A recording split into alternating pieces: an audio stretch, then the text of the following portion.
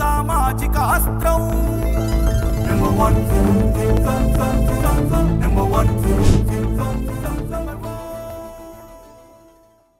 Welcome to number 1 news. నేను నందిని.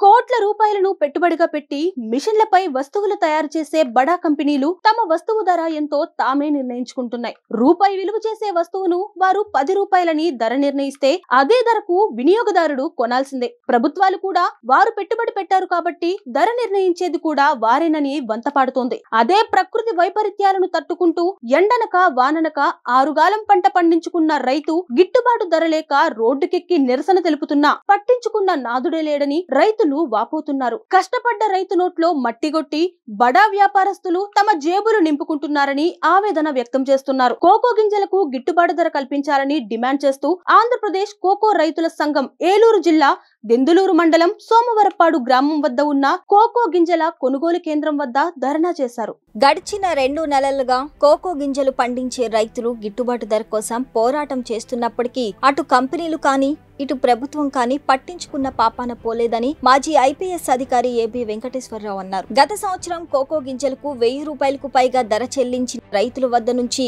కొనుగోలు చేశారన్నారు. ఈ సంవత్సరం మాత్రం అంతర్జాతీయ ధర 800 వరకు ఉన్నప్పటికీ కేవలం 300 నుంచి 400 మాత్రమే వ్యాపారస్తులు చెల్లిస్తున్నారని, అదేమని అడిగితే మరో వారం రోజులు గడిస్తే ఇది కూడా కొనేవారు ఉండరని రైతులను బెదిరిస్తున్నారని ఏబీ వెంకటేశ్వరరావు అన్నారు. భారతదేశంలో కావాల్సిన కోకో గింజల్లో 20% మాత్రమే దేశీయంగా పండిస్తున్నారని, మిగిలిన 80% అంతర్జాతీయంగా దిగుమతి చేసుకుంటున్నారని, విదేశాల నుంచి దిగుమతి చేసుకునే కోకో గింజలు భారత్ వచ్చేసరికి 1200 రూపాయల వరకు అవుతుందని రైతులు చెబుతున్నారు. కానీ ఇక్కడి కోకో గింజలకు మాత్రం 300 మాత్రమే ఇస్తామనటం ఏమి న్యాయమని వారు ఆవేదన వ్యక్తం చేస్తున్నారు.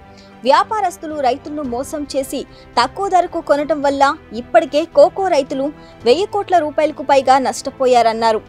గత వారం ముఖ్యమంత్రి చంద్రబాబు వ్యాపారస్తులతో ధరల విషయంపై చర్చించారని, అయితే రైతు సంఘాలు లేకుండా ఎలా చర్చలు జరుపుతారని రైతులు ప్రశ్నిస్తున్నారు.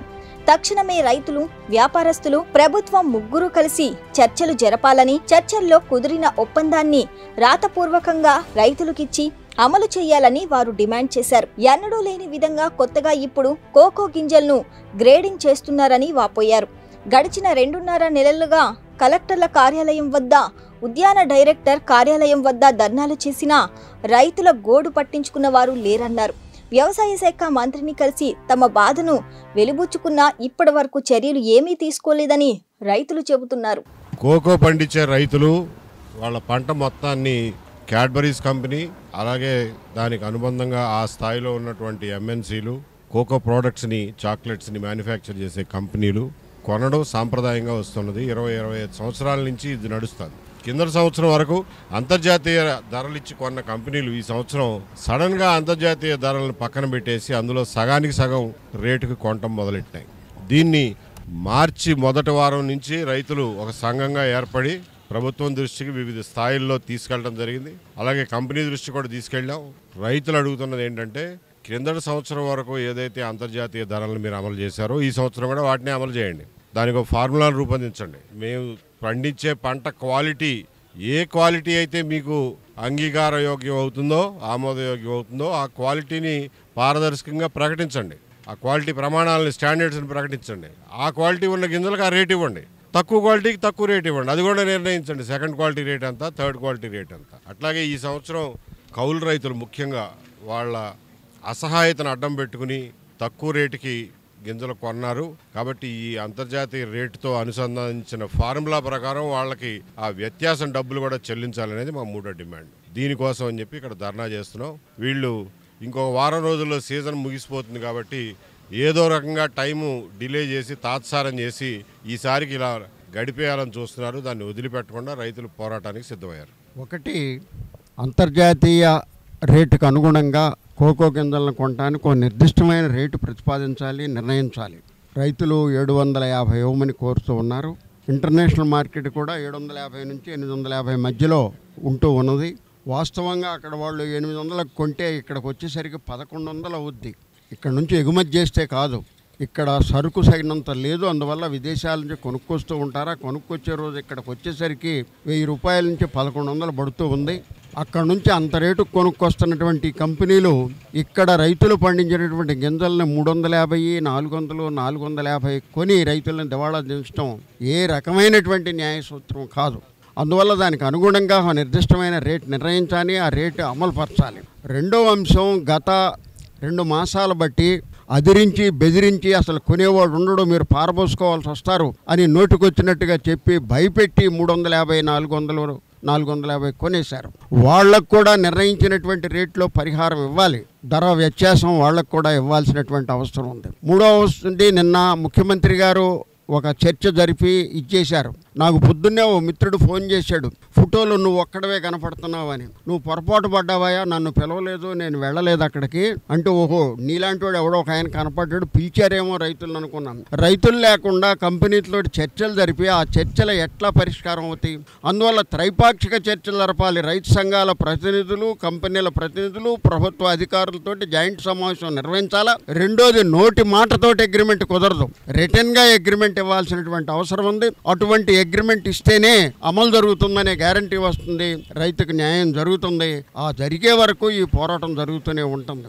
ఒక పోరాటం ప్రారంభమైన తర్వాత మధ్యలో అస్త్ర సన్యాసం చేసిపోవటం కుదరదు. అందువల్ల ఈ పోరాటం అగ్రిమెంట్ న్యాయమైన ధర నిర్ణయించి అగ్రిమెంట్ జరిగే వరకు ఈ పోరాటం సాగుతుంది. అట్లా ఈ పోరాటానికి రైతులకు అండగా ఆంధ్రప్రదేశ్ రైతు సంఘం నిలబడి ఉంటుంది. పోరాటంలో అంతంగా న్యాయం జరిగే వరకు.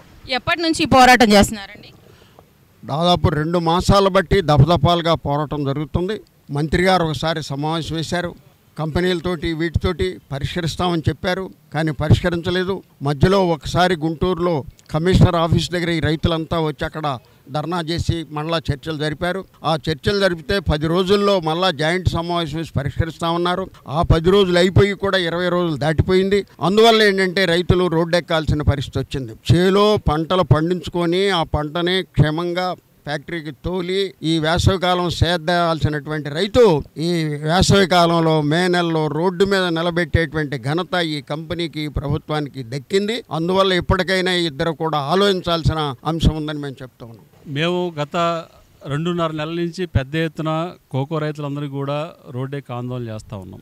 మార్చి 6వ తారీఖున ఏలూరు కలెక్టరేట్ ముందు మహాధర్నా నిర్వహించాం. అది ఆ సందర్భంగా కలెక్టర్ గారు మాతో చర్చలు జరిపారు. ఆ రోజున మార్కెట్ రేట్ ఎంతంటే 650 రూపాయలు ఇచ్చారు కిలోకి. ఈరోజు మేము దఫదఫాలుగా రాష్ట్ర వ్యవసాయ శాఖ మంత్రి గారి సమక్షంలో చర్చలు జరిగినాయి, ఉద్యాన శాఖ డైరెక్టర్ గారి సమక్షంలో చర్చలు జరిగినాయి. ఇవాళ ఇంటర్నేషనల్ ప్రైస్ రైతుకి ఇవ్వడం లేదు.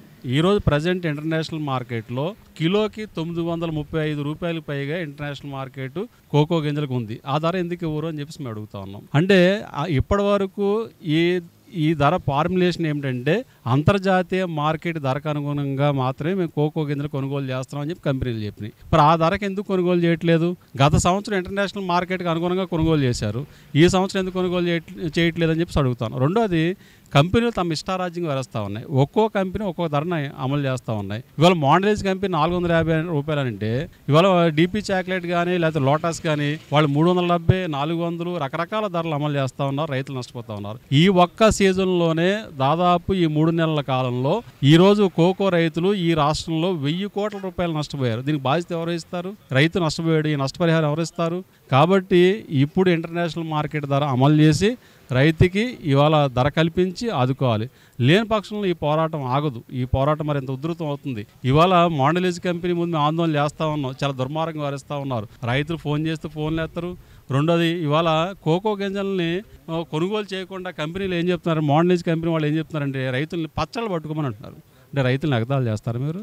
అంటే రైతులను అవమానిస్తారా? అంటే రైతు ఎంత కష్టపడతాడు ఎండలో ఉండి ప్రకృతితో పోరాడి పంట పండిస్తూ ఉంటే ఆ పంట కొనుగోలు చేయకుండా రైతులు మోసం చేస్తారా?